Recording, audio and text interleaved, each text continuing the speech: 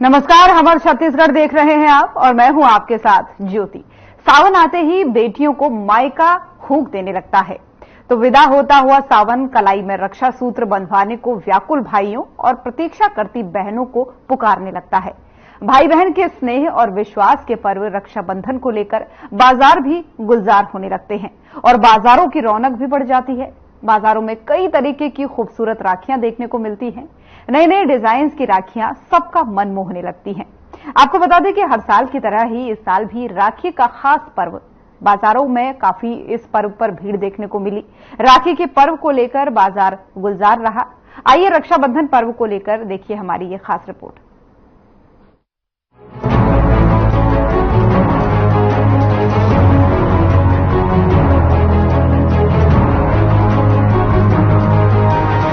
भारतीय सभ्यता सामाजिक संबंधों की सर्वोत्कृष्ट पाठशाला है। हमारे पूर्वजों ने समाज में ऐसी व्यवस्था बनाई जहां प्रत्येक संबंध का परस्पर निर्वहन संपूर्ण प्रेम, समर्पण और मर्यादा से हो, और इसका एक अनुपम उदाहरण है रक्षाबंधन। आपको बता दें कि देश भर में सावन पूर्णिमा पर अधिक उत्साह के साथ रक्षाबंधन का त्योहार मनाया जाता है। ये पर्व भाई और बहन के प्यार, स्नेह का प्रतीक माना जाता है। इस शुभ अवसर पर बहन अपने भाई की कलाई पर राखी बांधती है और उनके उज्जवल भविष्य की प्रार्थना करती है। इस दौरान भाई अपनी बहन को उपहार देते हैं। रक्षाबंधन पर्व पर विधानसभा पाटन के बाजारों में राखी के खास पर्व पर दुकानों को सजाया गया। बाजारों में नए डिजाइन की राखियां खूब बिकी। महिलाएं, बच्चे, युवक युवतियां राखियां खरीदने में व्यस्त रहे। ग्रामीण इलाकों में बाजारों में काफी भीड़ उमड़ रही है और बाजारों में रक्षाबंधन पर तरह तरह की वैरायटी वाली राखियां देखने को मिली। तो वहीं बाजारों में तरह तरह की मिठाइयां भी देखने को मिली। बाजारों में एक तरफ राखी तो दूसरी तरफ किस्म किस्म की मिठाइयों ने बाजार की रौनकें बढ़ा दी। शहर और ग्रामीण क्षेत्रों में लोगों ने वैरायटी वाले नए डिजाइन की राखियां और मिठाइयां खरीदी। बता दें कि 19 अगस्त को राखी का त्योहार मनाया जा रहा है। बहनें भाई को घर जाकर राखी बांध रही हैं। रेशम के धागे से लिपटा भाई बहन का प्यार और खुशी देश भर में देखने को मिल रही है। भाई और बहन खुशी खुशी रक्षाबंधन का त्योहार मना रहे हैं। राखी गोरा में है, फैंसी में है और मुनक वाला है। जो सब बहनों को बहुत ज़्यादा पसंद आ रहा है। मुनक में है और फैंसी राखी है। बच्चों के लिए पर क्या खास है? बच्चों के लिए इस बार वही डोरेमोन वगैरह कार्टून का जो वही है, वही स्पेशल बनी लाए हैं। बड़ी वाला बहुत इलेक्ट्रॉनिक आइटम बहुत जल्दी खराब हो जाता है, जिसके कारण से अपन उसको नहीं लाते। सर, महंगाई को लेकर इस बार क्या है? राखियों में कितनी बिकी है? राखियों में 20 से 25% का वृद्धि हुआ है और हर साल 10% 20% बढ़ने का है मार्केट में। और इस बार मार्केट में बहुत ज़्यादा दुकानें लगी हुई हैं, क्योंकि बेरोजगारी को देखते हुए लोग सीजनेबल व्यापार करना पसंद कर रहे हैं। हर साल की तरह इस साल भी माहौल कभी बना नहीं है। शाम तक देखो हर त्यौहार ऐसा है कि जो माहौल बनता है त्यौहार के एक रोज पहले ही शाम को ही माहौल 1 घंटे का माहौल रहता है, अच्छी खासा धंधा हो जाता है। जितने भी फुटकर व्यापारी हैं हमारे, सब एक ही मतलब त्यौहार के कुछ दिन पहले सब परेशान रहते हैं, धंधा कैसा रहेगा, लेकिन त्यौहार के रोज शाम को सभी का धंधा अच्छा हो जाता है। पाटन में कितने दुकान लगाई है? पाटन में तो गिनती नहीं है, मतलब अपने अंदाज में बहुत सारे दुकान लगे इस साल। और पहले की अपेक्षा इस बार कैसी है? हर साल की तरह इस साल की रौनकता भी कम है, रौनकता शाम को समझ में आता है।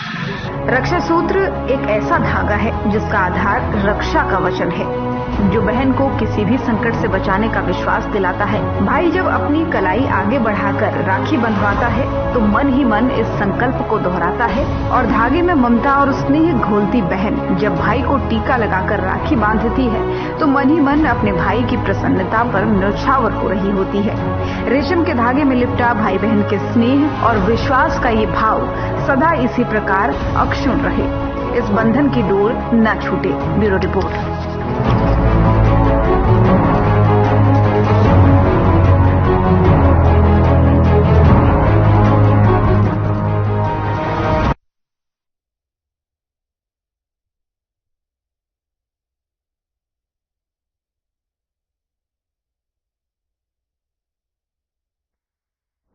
और प्रदेश कांग्रेस अध्यक्ष दीपक बैज, नेता प्रतिपक्ष डॉक्टर चरणदास महंत, पूर्व मुख्यमंत्री भूपेश बघेल ने पत्रकार वार्ता को संबोधित किया, जिसमें उन्होंने बताया कि 20 अगस्त को कांग्रेस विधायक दल की रणनीति बनाने को लेकर के बैठक होगी और 21 अगस्त को सभी जिलों में देवेंद्र यादव की गिरफ्तारी के विरोध में धरना प्रदर्शन होगा। जिसके साथ ही प्रदेश कांग्रेस के जो अध्यक्ष हैं दीपक बैज, उन्होंने कहा कि बालोदा बाजार के मामले में साई सरकार अपनी नाकामी और पूरे देश में हुई बदनामी को छुपाने के लिए विपक्ष के नेताओं को परेशान कर रही है। कांग्रेस के विधायक देवेंद्र यादव की गिरफ्तारी बीजेपी की बौखलाहट को दर्शाता है। वहीं नेता प्रतिपक्ष डॉक्टर चरणदास महंत ने कहा कि कांग्रेस के हमारे नेता देवेंद्र यादव को षड्यंत्र पूर्वक फंसाने के लिए इतनी सारी धाराएं लगाई गई। इसी के साथ ही पूर्व मुख्यमंत्री भूपेश बघेल ने कहा कि देवेंद्र यादव ने कोई अपराध नहीं किया, इतनी सारी धाराएं जबरदस्ती लगा दी गई हैं। साथियों, बहुत बहुत धन्यवाद आप लोग इस बीच में आने के लिए। हमारे बीच में हमारे प्रदेश के 2 वरिष्ठ नेता मौजूद हैं, हमारे माननीय चरणदास महंत जी, लीडर ऑफ ऑपोजिशन, और साथ ही हमारे बीच में पूर्व मुख्यमंत्री माननीय श्री भूपेश बघेल जी और तमाम हमारे कांग्रेस के हमारे विजयगढ़ चेयरमैन, हमारे बल्कि श्री गेतू जी और तमाम हमारे वरिष्ठ नेतागण। आदरणीय साथियों, आज का प्रेस कॉन्फ्रेंस का मकसद जिस तरह से बलौदा बाजार की घटना को लेकर कांग्रेस के कार्यकर्ता,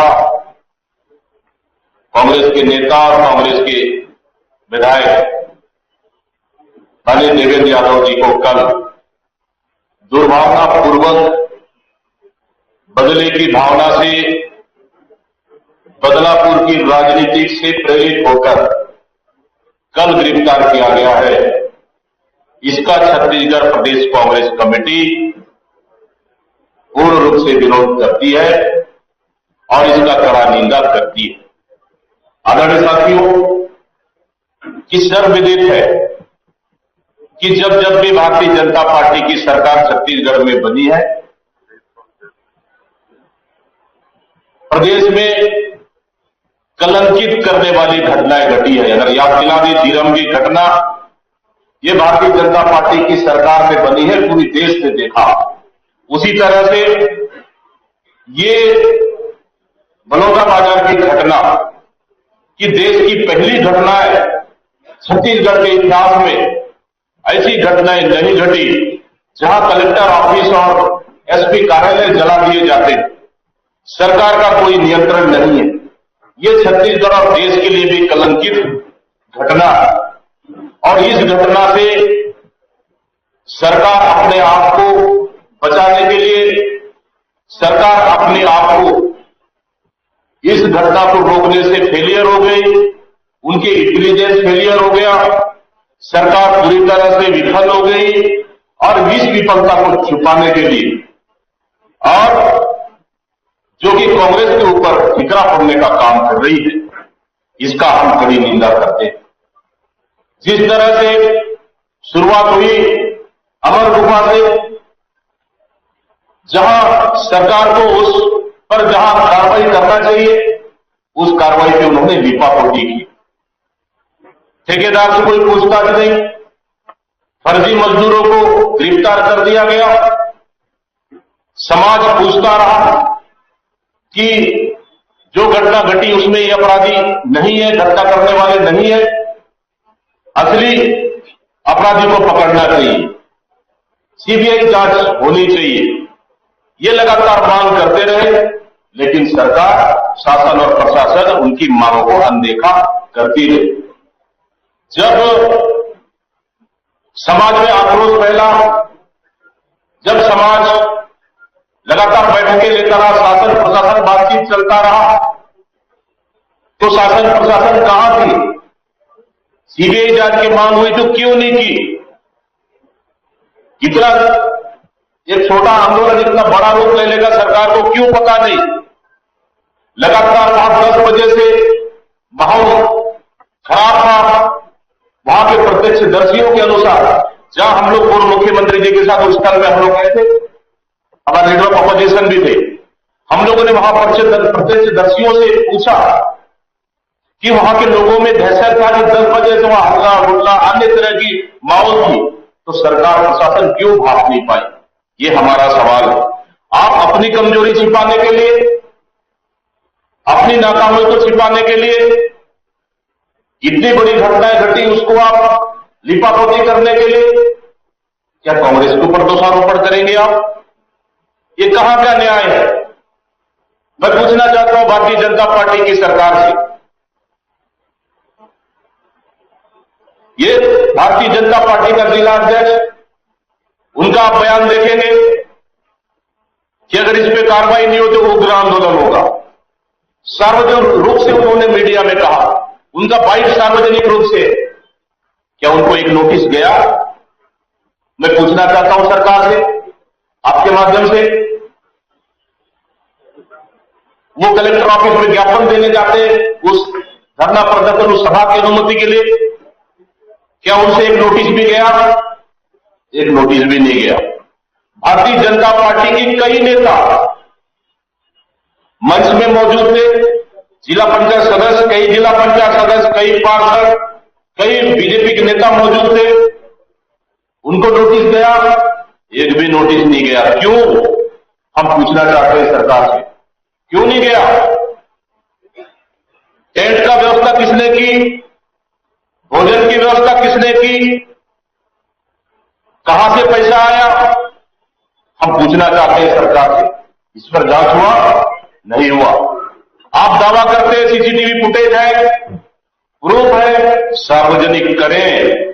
कांग्रेस कमेटी मांग करती है, अगर दोषी होंगे कांग्रेस के कार्यकर्ता, मैं कांग्रेस के अध्यक्ष होने के नाते मैं अपने कार्यकर्ता को ले जाकर मैं पुलिस को सौंपने के लिए मैं तैयार हूं। सार्वजनिक करें वीडियो फुटेज। इस फलाना व्यक्ति ने ये गाड़ी तोड़ते हुए दिख रहा है, इस फलाने व्यक्ति ने भाषण देते हुए दिख रहा है, इस फलाने व्यक्ति ने उकसाने का काम किया है। अगर ये भी वीडियो फुटेज है, मैं दावे के साथ कहता हूं आपके बीच में, अगर मेरा कार्यकर्ता, मेरा पार्टी कार्यकर्ता अगर कोई दोषी है, प्रदेश अध्यक्ष होने के नाते मैं ले जाकर सौंपूंगा पुलिस को।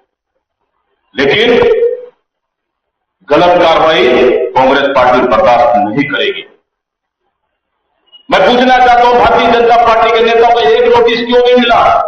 अब कांग्रेस के नेताओं को यूथ कांग्रेस का अध्यक्ष जेल भेज दिए, एनएसआई का अध्यक्ष जेल भेज दिए, इसलिए भेज दिए कि हमारा विधायक समाज के बुलावे पे गए, उनके साथ वो दोनों नेता गए, इसलिए आप उनको जेल भेज दिए। क्यों? मैं पूछना चाहता हूं इस सरकार से। आदरणीय साथियों, देवेंद्र यादव इसलिए कि जनप्रतिनिधि है किसी समाज का, किसी और अन्य कार्यक्रम में अगर कोई बुला के क्या नहीं जा सकते हम लोग? क्या सरकार के प्रतिनिधि, क्या विधायक जनप्रतिनिधि होने के नाते नहीं जा सकते? जा सकते। न वो मंच में चढ़े, न वो भाषण दिए, वो सिर्फ 10 मिनट वहां रुके। 10 मिनट रुकने के बाद अपने आगे के नए कार्यक्रम अनुसार रायगढ़ चले गए। फिर कौन सा षड्यंत्र में वो शामिल थे? ये प्रूफ क्यों नहीं करते? लेकिन जानबूझकर बदले की भावना से बदलाव की कार्रवाई सरकार कर रही है, इसका कांग्रेस पार्टी बर्दाश्त नहीं करेगी। आदरणीय साथियों, ये एफआईआर का कॉपी मैं दिखा रहा हूं। एफआईआर का कॉपी है, जहां सरकार ने ऐसी धारा लगाई है, 20-20 धारा लगाई है। उस धाराओं में कुछ धारा उल्लेख करना चाहता हूं मैं। 120 भी षड्यंत्र प्लानिंग। क्या देवेंद्र यादव ने प्लानिंग की? क्या देवेंद्र यादव ने जैद काम कटवाया अमर गुफा का? मैं पूछना चाहता हूं सरकार से। घटना तो वहां से शुरू हुई है, अमर गुफा से लेकर कलेक्ट्रेट जल्ला तक। क्या देवेंद्र यादव जी पूरे कार्यक्रम में शामिल थे क्या? अमर गुफा से लेकर कलेक्ट्रेट जलने तक का किस प्रकार का षड्यंत्र? समाज की बैठक में उपस्थित थे, ज्ञापन देने में उपस्थित थे, कार्यक्रम अरेंजमेंट करने में उपस्थित थे। आपने उस ठेकेदार को क्यों एक नोटिस नहीं दिया, क्यों नहीं पूछा? हम सरकार से पूछते, इसका जवाब आना चाहिए आपके माध्यम से। आदरणीय साथियों, 120 भी ये प्लानिंग का धारा है। उस घटना को प्लानिंग, कौन सा प्लानिंग हमारे विधायक कांग्रेस का नेता देवेंद्र यादव ने किया। दूसरा धारा आप देखेंगे 307 लगाए, 307 का धारा, 307 का प्रयास किया देवेंद्र यादव ने किया। किस आधार पर 307 लगाए? जनता के सामने आना चाहिए। इसके बाद 333 किसी व्यक्ति के घर घुसना, क्या देवेंद्र यादव कलेक्ट्रेट के अंदर घुसे?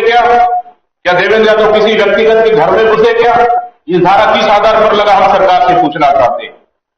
332 लोक सेवक को उकसाने का धारा और 435 हत्या का प्रयास। किनको हत्या का प्रयास किया गया? कलेक्टर या एसपी को, जो अपना कार्यालय छोड़कर भागते। क्या देवेंद्र यादव उनका दरवाजा खोल के घुस गए के अंदर? हम सरकार से पूछना चाहते। धारा लगाया गया है कि ऐसे मतलब वो पेट्रोल बम या फिर ऐसे अंदर संसाधन ले जाने का धारा उनके ऊपर लगाया गया। क्या देवेंद्र यादव गाड़ी में पेट्रोल बम या बहुत सारे विस्फोटक पदार्थ लेके चले गए क्या, जो उनको ऊपर ही धारा लगा है? मैं सरकार से पूछना चाहता हूं। आदरणीय साथियों, इस तरह से लगभग 20 धारा के ऊपर हमारे विधायक देवेंद्र यादव के ऊपर कार्रवाई हुई है। निश्चित रूप से ये कार्रवाई उचित नहीं है।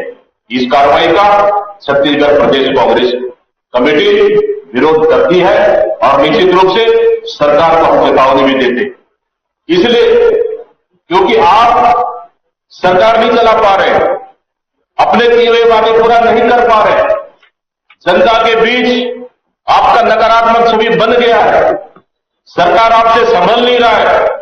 कभी तो आप हमारे कार्यकर्ताओं को बड़े FIR करते हैं, तो कभी आप एक रेत अवैध परिवहन को रोकने के लिए आपका पत्रकार साथी बस्तर का, जो संवेदनशील जैसे बस्तर जैसे संवेदनशील नक्सल क्षेत्र में काम करता है, कभी तो शासन को मदद करते हैं, कभी प्रशासन को मदद करते हैं, कभी जनता को मदद करते हैं। इस परिस्थिति में काम करने वाला साथी अगर अवैध परिवहन को रोकने का काम करता है, उसके गाड़ी में गांजा रख दिया जाता है।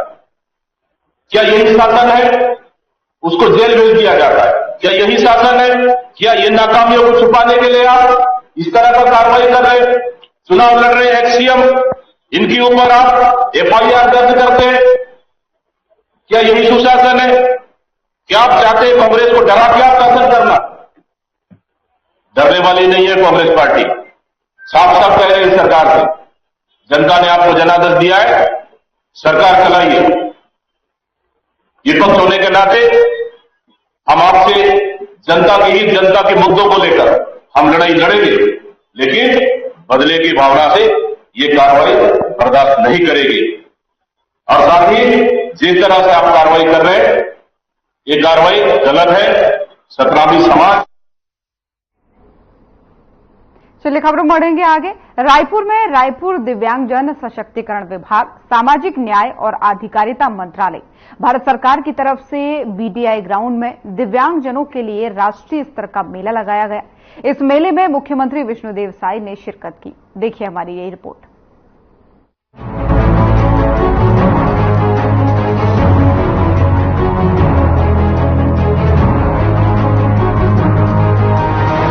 रायपुर दिव्यांग जन सशक्तिकरण विभाग, सामाजिक न्याय और अधिकारिता मंत्रालय, भारत सरकार की तरफ से BDI ग्राउंड में दिव्यांगजनों के लिए राष्ट्रीय स्तर का मेला लगाया गया है।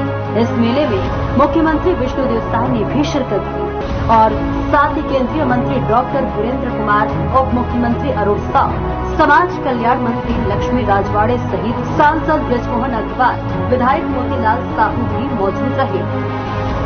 दिव्यांगजन के लिए देश भर में लगाए जा रहे राष्ट्रीय स्तर के मेलों को दिव्य कला मेला का नाम दिया गया है। देश के 16 के सफल आयोजन के बाद रायपुर में ये आयोजन किया गया है और आने वाले समय में देश के अन्य बड़े शहरों में भी ऐसे मेले आयोजित करने की योजना बनाई गई है। इन सभी राष्ट्रीय मेलों में कुछ स्टॉल लोकल दिव्यांगजनों के लिए भी रखे जाते हैं। रायपुर मेले में भी लगभग 20 भागीदार छत्तीसगढ़ के हैं। गौरतलब है कि ये मेला दिव्यांग जन को उद्यमी और शिल्पकार के रूप में विकसित करने और उन्हें विकास का मौका देने की कोशिश है। इस तरह के मेलों और प्रदर्शनियों में दिव्यांगजनों को स्टॉल निःशुल्क आवंटित किए जाते हैं ताकि वो अपने प्रतिभा को बड़े शहर और बड़े मंच पर प्रदर्शित कर सके। इस मेले में लगभग 18 राज्यों और केंद्र शासित प्रदेशों के 100 से अधिक दिव्यांग कारीगर, उद्यमी और कलाकार अपने उत्पादों, कौशल और हुनर का प्रदर्शन कर रहे हैं।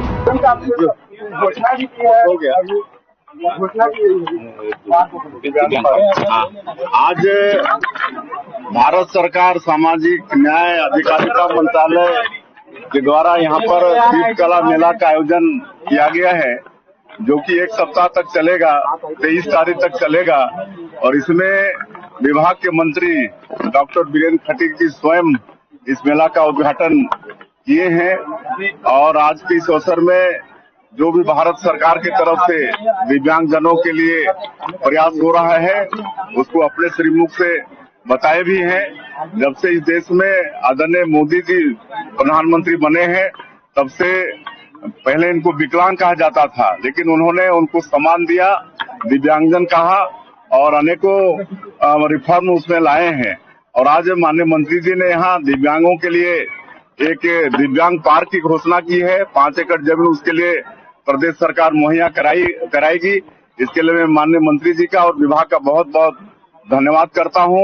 यहाँ हमारे दिव्यांगजन के लिए शिक्षा की उच्च स्तरीय व्यवस्था भी होगी, उसकी भी उन्होंने घोषणा की है। उसके लिए भी हम बधाई देते हैं। और बहुत सारे हमारे दिव्यांगजनों को यहाँ पर लोन और मतलब मशीन से चलने वाला ट्राईसाइकिल वगैरह सब दिए हैं।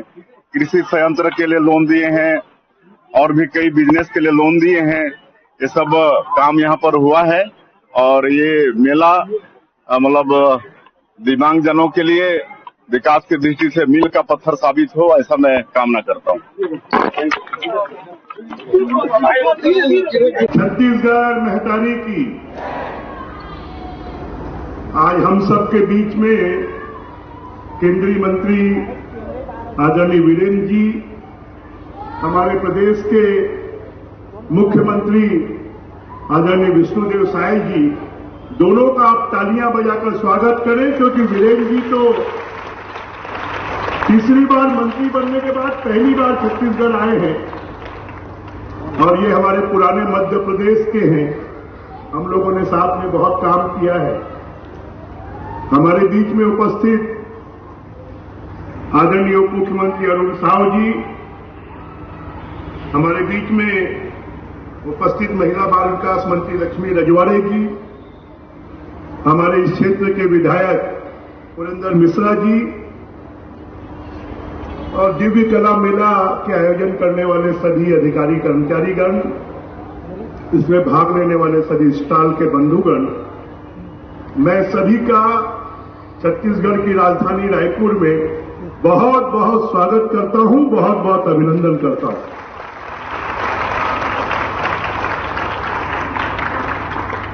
दिव्यांगजनों के द्वारा बनाए गए सामान और उनके उपयोग के सामान, ये दोनों चीजें इतनी महत्वपूर्ण है कि कहते हैं कि जो दिव्यांग है उसको सहानुभूति की जरूरत नहीं है, उसको प्रोत्साहन की जरूरत है। अगर भगवान ने उसके शरीर में कोई कमी दी है तो उस कमी को पूरा करने के लिए कुछ न कुछ उसको अतिरिक्त शक्ति दी है और उस शक्ति का उपयोग कर अगर हम चाहें तो दिव्यांगजन एक पूर्ण स्वस्थ मनुष्य से भी ज्यादा अच्छा काम कर सकते हैं। और इसलिए हम उनको प्रोत्साहित करें, आगे बढ़ाएं, उनकी प्रतिभा को आगे लाएं। और ये जो मेला है दिव्य कला मेला, ये इसीलिए है कि उनकी प्रतिभाओं को, उनकी कलाकारी को सामने लाकर आगे बढ़ाने का काम इस मेले के माध्यम से होगा। मेरी सभी आयोजकों को और सभी इसमें पार्टिसिपेट करने वाले बच्चों को, सभी दिव्यांगजनों को बहुत बहुत शुभकामनाएं, बहुत बहुत बधाई। जय हिंद, जय छत्तीसगढ़। दिव्य कला मेला। तो हमारे छत्तीसगढ़ देख रहे थे आप। बुलेटिन में फिलहाल इतना ही। खबरें लगातार जारी हैं। नमस्कार।